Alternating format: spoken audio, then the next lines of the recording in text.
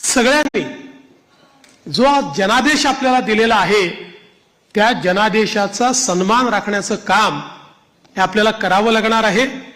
आणि म्हणून निश्चितपणे आपली प्राथमिकता आपण सुरू केलेल्या योजना आणि आपण दिलेली आश्वासनं ही पूर्ण करणं याच्याकडे आपली प्राथमिकता तर असेलच, पण त्यासोबत महाराष्ट्राला पुढे नेण्याकरता महाराष्ट्राला सर्व आघाड्यांवर पहिल्या क्रमांकावर आणण्याकरता आपल्या सर्वांना या ठिकाणी सातत्याने कार्यरत राहायचं आहे। एकीकडे विकास, दुसरीकडे कल्याणकारी योजना, या दोघांची आम्ही सांगड घातली आणि मग सरकारच्या माध्यमातून सर्वसामान्यांच्या आयुष्यामध्ये एक काही ना काही एक आधार म्हणून, एक सहकार्य म्हणून, एक सरकारची जबाबदारी म्हणून पार पाडली पाहिजे।